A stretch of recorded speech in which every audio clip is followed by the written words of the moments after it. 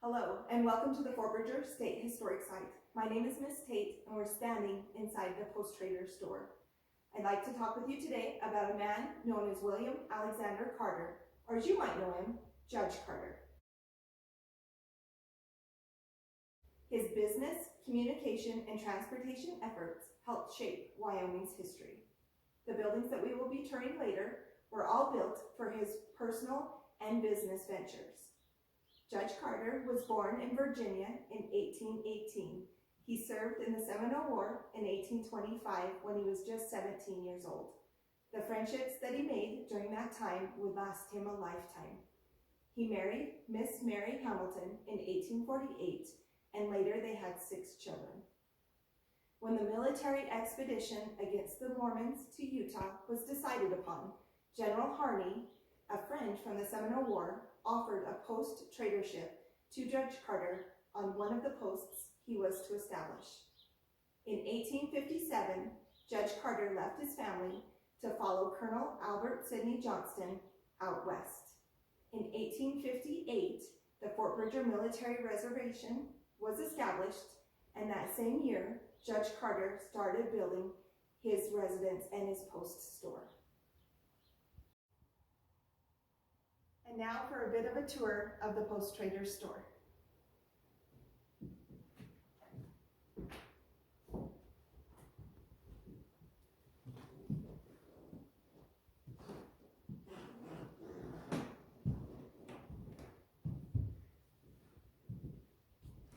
These cans behind me are replica labels, but they are of cans that they would have had available at the time. Notice the Van Camp's pork and beans look similar to what the pork and beans look like today. These 2 cans here were found on the fort grounds. They're original cans. This one is fresh pine apples, and this one is mushroom stems and pieces.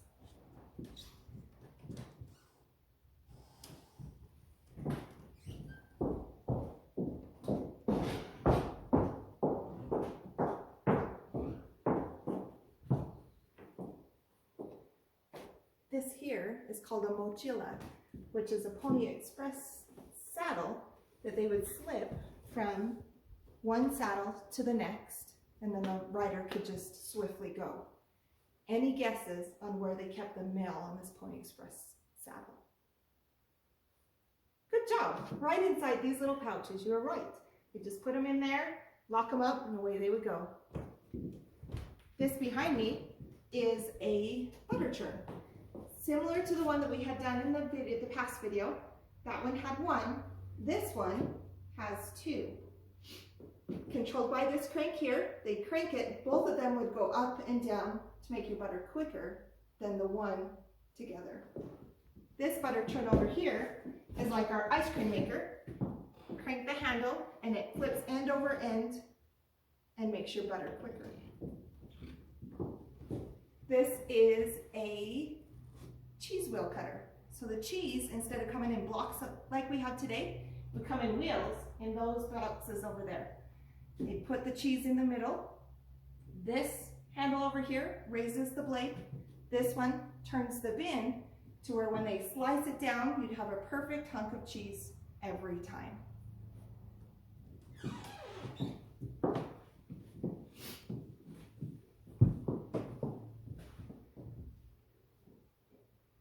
Inside this case here, we have 3 beaver skin hats.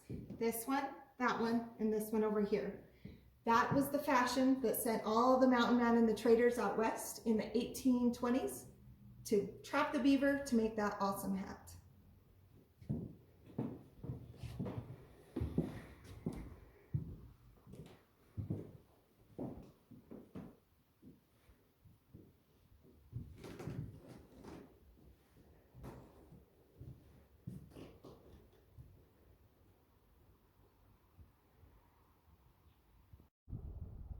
Now we're at the schoolhouse.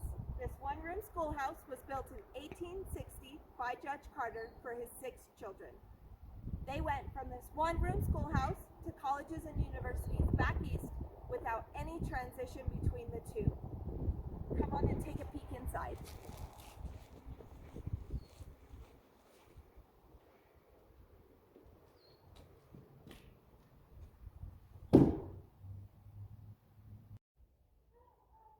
for the Washhouse. This building was used to wash all the family's linens.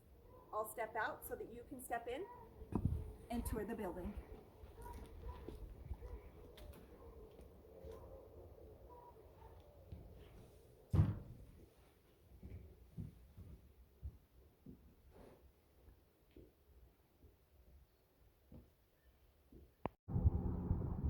This 3-story building behind me was used as an ice house. Where do you suppose they got the ice from?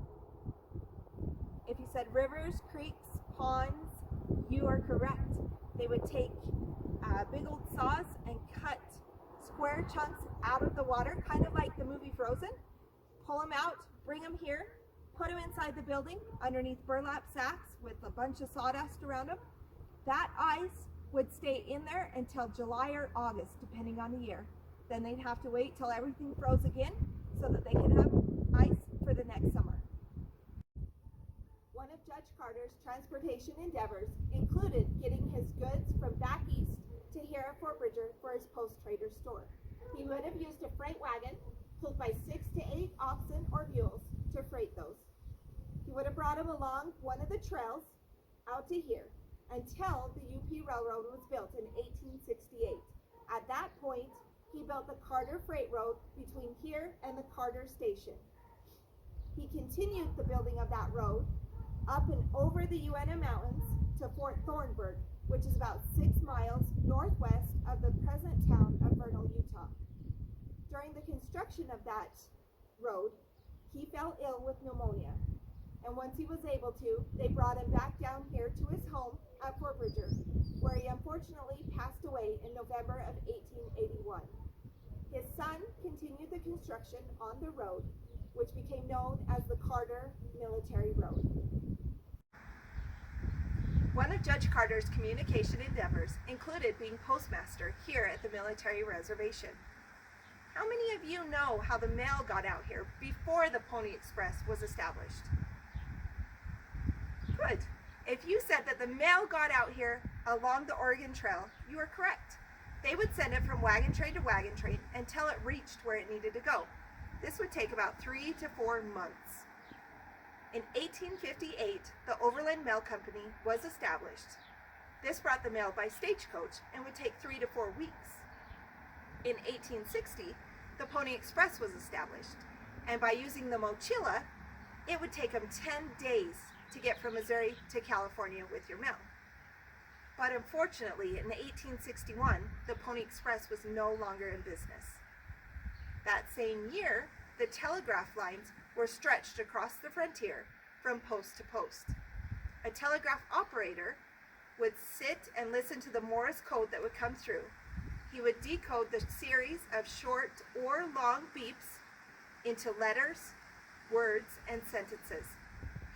If that post was to stay here, he would deliver it to who it needed to be delivered to, or he would put it back out onto the lines with the Morse code and send it on to the next post. The telephone came to the Bridger Valley right around the turn of the century. That replaced the need for the telegraph. We're going to step inside the Pony Express stable here to where you can see what it looked like.